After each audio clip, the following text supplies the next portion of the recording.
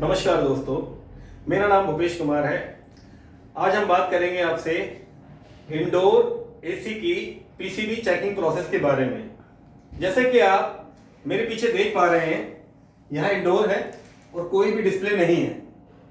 Display ना होने के कारण ये भी हो सकता है कि यहाँ लाइट ना हो, ये भी हो सकता है कि शायद अंदर पीसीबी में कोई इश्यू हो। तो पीसीबी को चेक करने का प्रोसेस हम स्टेप बाय स्टेप आपके साथ शेयर करेंगे। आइए अब दिखाते हैं हम आपको क्लैम मीटर। क्लैम मीटर के अंदर विशेष बात यह है, इसका जो प्रॉब है वो प्रॉब ठीक होना चाहिए। जैसा आप देख पा रहे हैं, दोनों पिंस एक्यूरेट होने चाहिए और पूरा प्रॉब जो है इंसुलेटेड होना चाहिए। आपके क्लैम मीटर के अंदर बैटरी पूरी होनी चाहिए, कोई माइनस का साइन इस पर नहीं आना चाहिए। तो सबसे पहले हम चेक करेंगे यहाँ पर पावर सॉकेट के अंदर क्या पावर की अवेलेबिलिटी है, और यदि है तो यहाँ कितना वोल्टेज है। तो हमने अपने क्लैम मीटर को हम लोग सेट करेंगे एसी वोल्ट के ऊपर। जैसे यहाँ दिखाई दिया आपको एसी वोल्ट 750 के ऊपर। अब स्विच ऑन करेंगे और एसी वोल्ट चेक करेंगे। जैसा कि आप देख पा रहे हैं 213 वोल्ट यहां पर एसी वोल्टेज है। एसी वोल्ट चेक करने के बाद हम लोग लाइन के साथ में अर्थ चेक करेंगे, न्यूट्रल के साथ में अर्थ चेक करेंगे। न्यूट्रल के साथ में जब हम अर्थ चेक कर रहे हैं तो यहां देख पा रहे हैं 14 करीब अर्थ दिखाई दे रहा है, 11 to 14। जबकि ये जो अर्थ है, अर्थ आपका न्यूट्रल से अर्थ जो है वो 10 वोल्ट से नीचे रहना चाहिए। अर्थिंग हमारी सेफ्टी के लिए है। इसके बाद आप देख पाएंगे यहाँ पर ये मैंने इंडोर के जो पार्ट्स हैं वो सभी डिफरेंट पार्ट का मैं इंट्रोडक्शन कराऊंगा। सबसे पहले ये मेन लीड ली है हमने, मेन पावर लीड है, मेन पावर लीड। और उसके बाद ये 12 वोल्ट का एसी ट्रांसफार्मर, उसके बाद डिस्प्ले पीसीबी, उसके बाद ये फैन मोटर, स्विंग मोटर और आपका रूम और पाइप सेंसर। इन सभी को स्टेप बाय स्टेप हम चेक करेंगे, इनपे मिलने वाली सप्लाई चेक करेंगे और इन पार्ट को चेक करने का जो तरीका है वो भी आपके साथ शेयर करेंगे। जैसा हमने देखा अभी कि हमारे यहाँ पर वोल्टेज हमें 213 वोल्टेज हमें यहाँ मिला एसी वोल्ट। इसका मतलब यहाँ तक सप्लाई हमारी ठीक है। तो अब 22 डिग्री, और ये जो ब्लू साइन देख रहे हैं आप, ये कूल मोड का साइन है। और साथ में आप देखेंगे जो फैन मोटर है, फैन मोटर भी रन कर। फैन मोटर रन करने के बाद हम इसमें यहां देखेंगे हमारा जो स्विंग मोटर है, स्विंग मोटर की मूवमेंट के अंदर, स्विंग मोटर की मूवमेंट के बाद अब हम इसे स्टेप बाय स्टेप चेक करेंगे। जैसा आप देख पा रहे हैं पीछे मैंने अभी सारे कनेक्टर्स निकाल दिए। इसमें से फैन मोटर का कनेक्टर निकाल दिया है, 12 वोल्ट के ट्रांसफार्मर के मैंने कनेक्टर निकाल दिए हैं, डिस्प्ले का कनेक्टर निकाल दिया है, सेंसर का कनेक्टर मैंने निकाल चुका हूँ इसके अंदर से। तो जितने भी कनेक्टर्स इसके पार्ट हैं वो सब रिमूव कर दिए। अब मैं पीसीबी को स्टेप बाय स्टेप चेक करूंगा। तो पीसीबी को चेक करने के लिए सबसे पहले हमें ये पता होना चाहिए कि पीसीबी के अंदर लाइन और न्यूट्रल हम कहाँ दें, पावर पीसीबी में कहाँ दें। तो पावर पीसीबी में देने के लिए आप सबसे पहले इसकी लोकेशन देखिए। जो पीसीबी है इसका पार्ट कोड देखिए।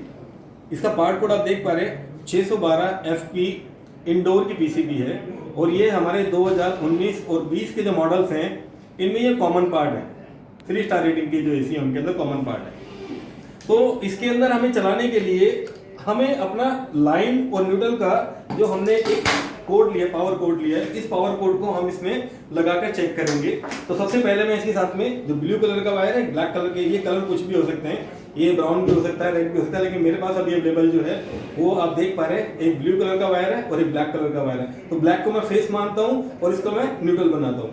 तो सबसे पहले ये ब्लू कलर का जो वायर आपको दिखाई दे रहा है पीसीबी के अंदर से ये थिम्बल लगा होगा और इसकी लोकेशन आप यहाँ देख सकते हैं रिमोट के अंदर,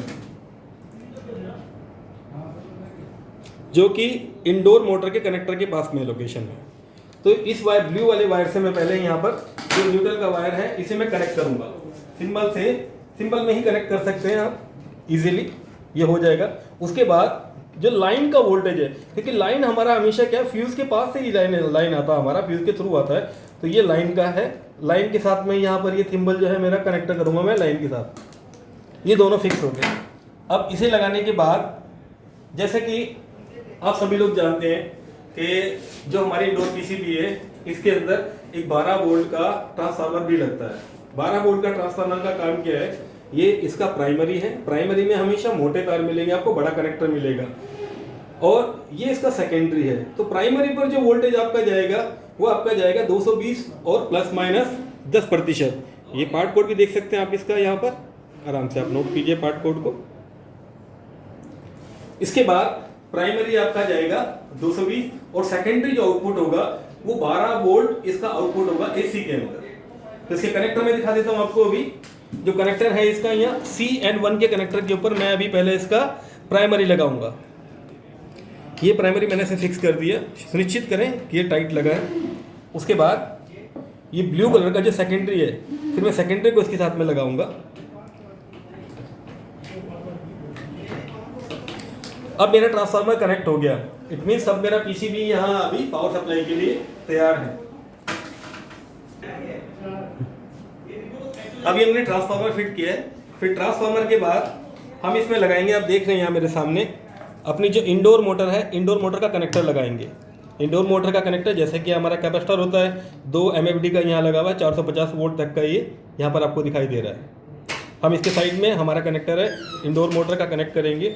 और उसके बाद जो इंडोर मोटर कम्युनिकेशंस है, कम्युनिकेशंस के लिए जैसा आप मेरे साथ देख रहे हो, क्योंकि ये एसी मोटर है और एसी मोटर के अंदर आपके 3 तार यहाँ आप देख सकते हैं इसका वायरिंग डायग्राम। इसके बाद ये कम्युनिकेशन केबल है। कम्युनिकेशन केबल को लगाने के लिए यहाँ आप मेरे साथ देख रहे हैं, इसको हम मोटर को कनेक्ट कर देंगे। अब मेरा मोटर फिक्स हो गया इसमें। अभी मैंने 12 वोल्ट का ट्रांसफार्मर लगाया है, उसके बाद मैंने यहाँ पर मोटर लगाया है। मोटर लगाने के बाद अब मुझे इस पर डिस्प्ले कनेक्ट करना है। डिस्प्ले कनेक्ट करने के लिए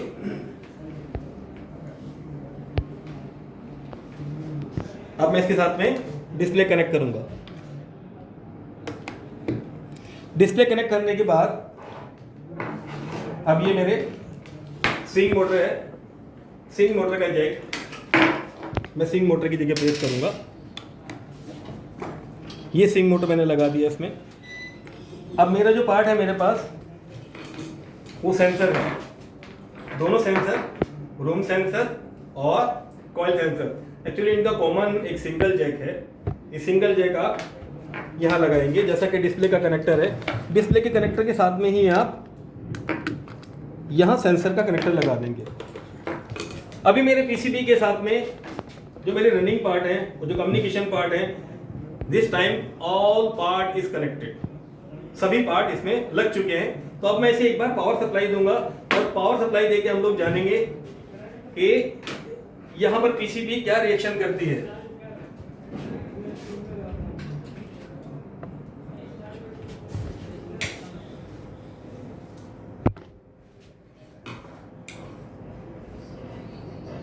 जैसे कि आप देख पा रहे हैं, अभी आप देख रहे हैं कि ट्रांसफार्मर चेंज करने के बाद भी मेरे पीसीबी ऑन नहीं हुआ। तो इसके आगे नेक्स्ट स्टेप जो है हम चेक करेंगे क्या एसी रेगुलेटर से 5 वोल्ट करंट निकल रहा है या नहीं निकल रहा है। और दूसरा हम चेक करेंगे यहाँ पर अभी डायोड, जो डायोड मेरे पास देख पा रहे हैं आप, यहाँ डायोड की लोकेशन अवेलेबल है।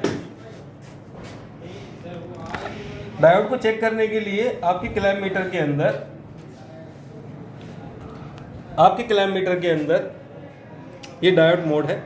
इस डायोड मोड के ऊपर हम पहले इसको रोटर को लगा लेंगे। ये डायोड मोड पे आपका रोटर लग गया है। अब उसके बाद इसे चेक करने के तरीके के अंदर जो रेड वाला साइन है, डायोड चेक करने के लिए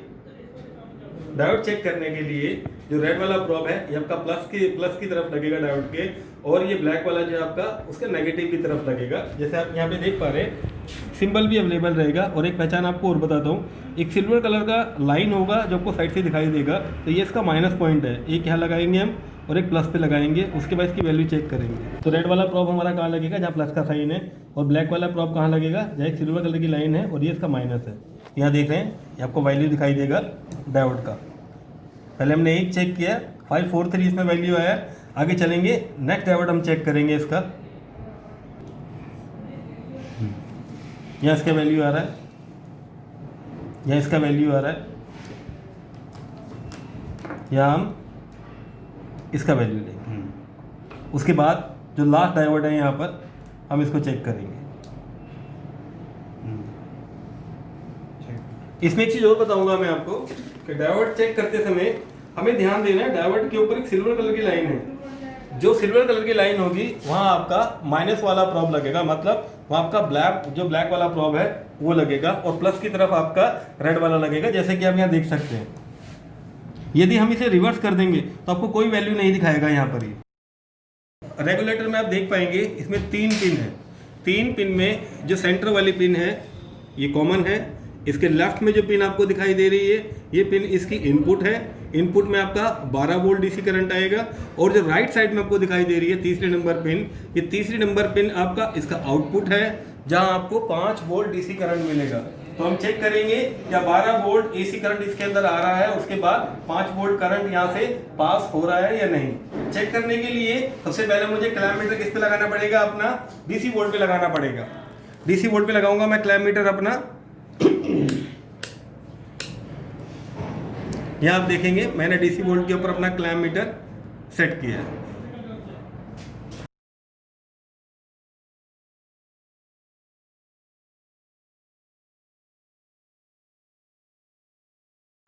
इसके साथ में अगर हम लेफ्ट में चेक करते हैं तो यहाँ हमें 12 से 13 वोल्ट करीब डीसी करंट मिलना चाहिए।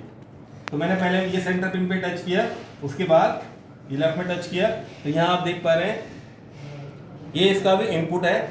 उसके बाद फिर इसी सेंटर पिन से मैंने इसको राइट साइड में इसका आउटपुट चेक किया, तो आउटपुट हमारा यहाँ पर 5 वोल्ट, 4 वोल्ट या 4.5 वोल्ट है, तो वो ठीक है। जैसे कि आप देख पा रहे हैं 4.5 डीसी वोल्ट करंट यहाँ आपको मिला है। इसका मतलब अब मेरा माइक्रो प्रोसेसर चलने के लिए तैयार है। और साथ ही साथ आप देख सकते हैं कि जो मेरे कंपोनेंट हैं वो यहाँ काम कर रहे हैं। जैसे ही रिमोट से मैंने ऑन किया तो यहाँ मेरा डिस्प्ले आ गया। डिस्प्ले आने के बाद ये मेरा फैन मोटर है, ये भी रन करने लगा। इन केस अगर 5 वोल्ट करंट यहाँ नहीं आएगा कभी डीसी वोल्ट करंट, तो मेरा माइक्रो प्रोसेसर काम नहीं करेगा। और यदि माइक्रो प्रोसेसर मेरा काम नहीं करेगा उस कंडीशंस के अंदर जो आगे इसकी डिस्प्ले पीसीबी है वो भी नहीं चलेगी, और साथ ही साथ जो इसकी फैन मोटर है उसके साथ में कम्युनिकेशन नहीं चलेगा।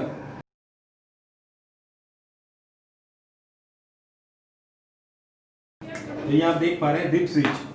इन डिप स्विच की पोजीशन जैसा हमने पहले भी आपको अपनी ट्रेनिंग में बताया है, 1 नंबर, 2 नंबर और 4 नंबर ये नीचे की तरफ रहेंगे, और जो 3 नंबर है ये ऊपर की तरफ आपका ऑन रहेगा।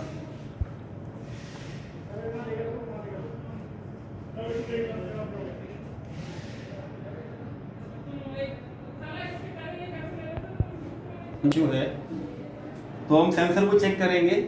सेंसर को चेक करने के लिए उसका कनेक्टर पहले चेक करेंगे क्या वो लूज तो नहीं है। अगर लूज है, डिसकनेक्ट है, तो हम इस वाले कनेक्टर को, ये रूम और कॉइल सेंसर का कॉमन कनेक्टर है, हम इसको प्रॉपर रिफिक्स करेंगे। रिफिक्स करने के बाद फिर देखेंगे यदि हमारी मशीन ठीक चल जाती है तो यहाँ मेरा जैक लूज था। लेकिन अगर मेरी मशीन नहीं चलती है और एरर फिर से वही एरर अगर मेरा रहता है, तो उस कंडीशन के अंदर मुझे इस सेंसर की डीसी वोल्ट चेक करनी पड़ेगी पीसीबी के थ्रू, और मुझे इसका रेफरेंस वैल्यू चेक करना पड़ेगा।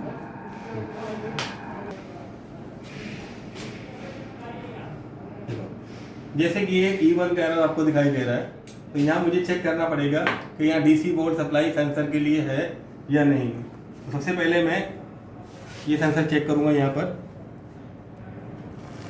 डीसी वोल्ट या 4.5 मुझे डीसी वोल्ट करंट मिल रहा है। दूसरे कनेक्टर के लिए भी चेक करूँगा मैं, दोनों पॉइंट पे मुझे यहाँ डीसी वोल्ट करंट मिल रहा है 4.5, मतलब पीसीबी के थ्रू सेंसर को सप्लाई जा रही है। अब सेंसर की रेजिस्टेंस वैल्यू हम लोग चेक कर लेंगे किलो ओम्स के अंदर। किलो ओम्स से करने के लिए हमें अपने क्लैम्प मीटर को किलो ओम्स के ऊपर रोटेट करना पड़ेगा, जैसे यहाँ आपको दिखाई दे रहा है सामने। 20 के पर हम लोग इसे लगाएंगे, 20 किलो ओम्स। अब सबसे पहले हम इसमें रूम सेंसर की रेजिस्टेंस वैल्यू चेक करेंगे।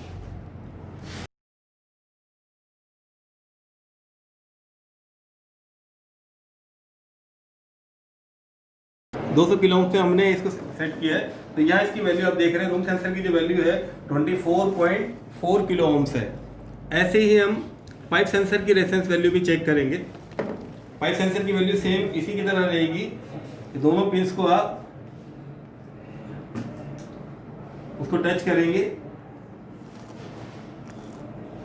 या देख पा रहे हैं आप 10.6 और 10.5। ये कॉइल सेंसर या पाइप सेंसर या हीट एक्सचेंजर सेंसर हम इसे बोलते हैं, ये इसका रेजिस्टेंस वैल्यू है।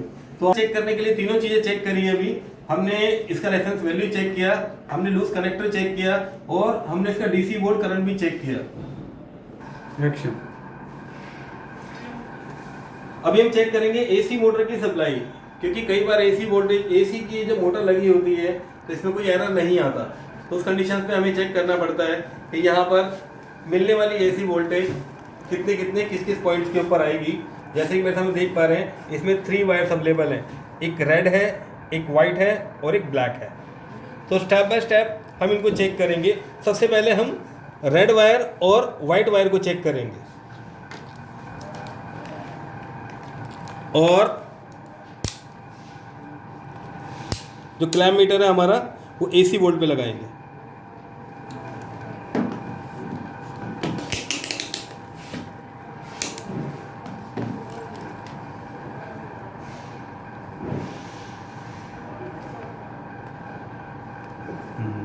जैसा आप देख पा रहे हैं, रेड और वाइट वायर में जब मैंने कनेक्ट किया, यहाँ से दिखाइए आपको,